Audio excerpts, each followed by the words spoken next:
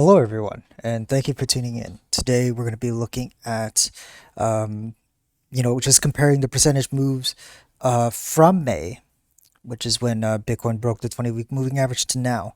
I usually call these picking winners, and essentially, it's measuring all the percentage growth from a certain period of time against the US dollar. So here we have BNB, Binance Coin, Cardano, Uniswap, Ethereum, XRP, VeChain, Bitcoin, Basic Attention Token, Chainlink, and Tezos. So, with that said, this is kind of the progression of what we're seeing right now. You can see that Uniswap, Cardano, and Binance Coin are pretty much head and shoulders above the rest of the market. You then have assets like Ethereum, XRP, and VeChain. XRP actually coming off from the move from last week, where it moved up 50% against Bitcoin, and this is what really helped propel XRP from the depths of hell, essentially. Then you have Bitcoin, which is the marker. I guess the marker of, generally speaking, of the metric you want to beat, the level you want to beat. And below that, you have Basic Attention Token, Chainlink, and Tezos. So, with that said, what does this chart tell us? Well, it tells us that these three here are the clear winners. You know what? I will change BNB to a different color. Yeah, okay, that works. BNB, Cardano, and Uniswap are head and shoulders above the others since this drop. Okay, the next ones would be Ethereum, XRP, and VeChain, who have done considerably well, better than Bitcoin, which I think is the important part. Um, and then you have Basic Attention Token, Chainlink, and Tezos. Now, these three haven't done the best. Chainlink probably being the most disappointing out of all of these.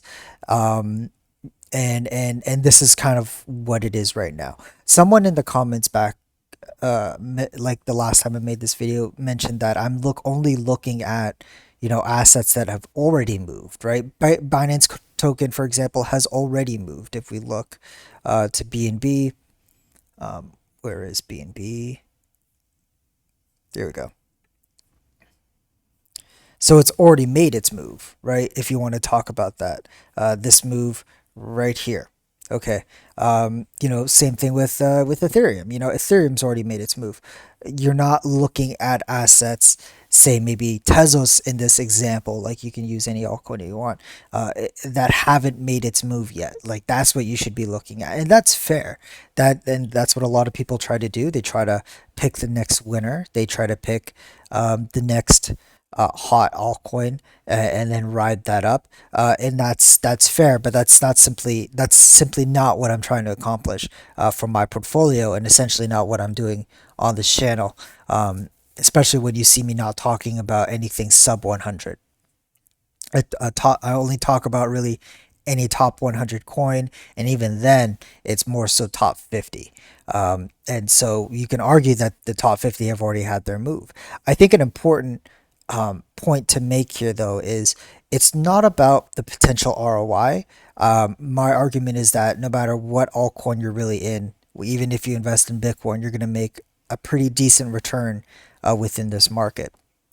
The important part is sustained moves. Sustained moves to the upside. Are these going to be lasting, have a consistent run up throughout the entire cycle, right? Safer bets, less risk, and you still get a decent ROI. So instead of moving it from the 23rd of May, which is when, Bitcoin kind of crashed the market, let's zoom out and go back to March of 2020. Okay, March of 2020, and we're coming to crazy. Okay, just as a side note, this is not logarithmic. Okay, this is linear scale. This is the coronavirus dump right here. This is the dip that started the coronavirus dump, and look where we are now. Absolutely insane. Nothing TA really. I'm just admiring the charts here. So let's line it up to the dip and see what has happened. So we could see that Bitcoin moved up 470% or so. Yeah, 470%. Um, since March, which was around the coronavirus dump. That is the percentage to beat. Okay. Um, you can see that Cardano still on top, almost 5,000% move from that drop. VeChain almost 2,000%, 2,500% from that drop, and it went up to as high as 5,000%. Right back in April. It's one of the best times to sell your VeChain. Was around this area. And it went as low as about 1,000% above. So pretty big drop nonetheless. Binance Coin, right? We measured it from May onwards to now back to the coronavirus dump, and you can see Binance Coin is still on top, 2,300, almost 2,400% move. Ethereum up 1,400%, Chainlink up 530%, Uniswap up 529%. Uniswap, it's a little difficult because it only opened in September, so after this dump, so we don't get a clear picture with Uniswap. Coming in Bitcoin at 474, XRP, BAT, and Tezos. So with that said, even during more than a year, okay, of this cycle, we have not yet seen the moves for XRP, Basic Attention Token, and Tezos.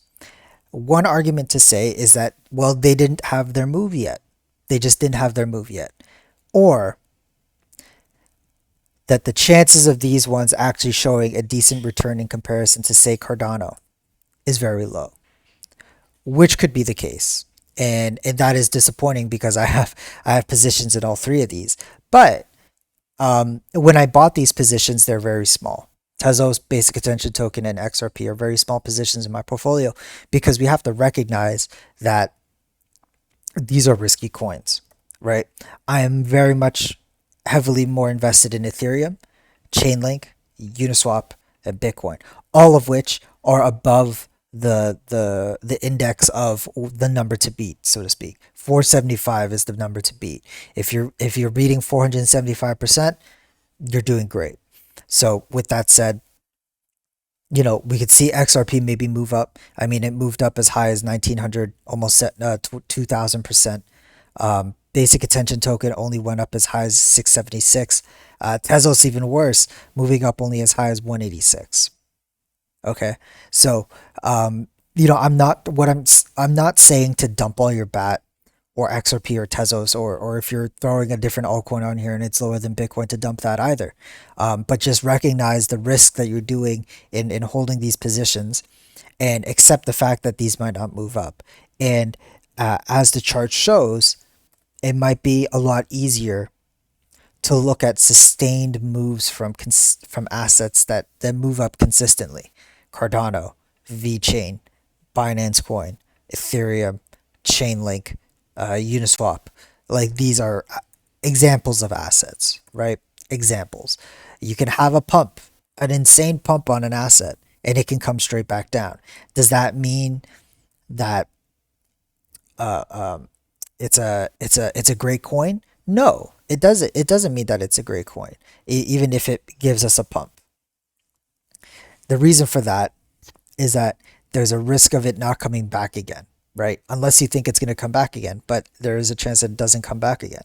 And it's the sustained moves that you want to see, the recoveries that you want to see. Look at Cardano moving up from over 5,000% to as low as 2,500%, and now it's back up at 5,000%,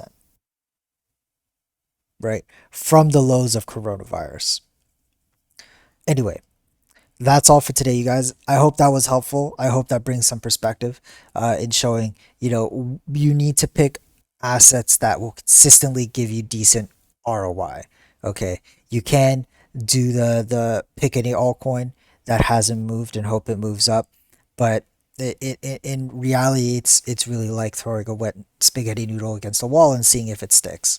And obviously, I'm doing that as well, right? Like, I would consider these three assets me throwing it against the wall and seeing if it sticks.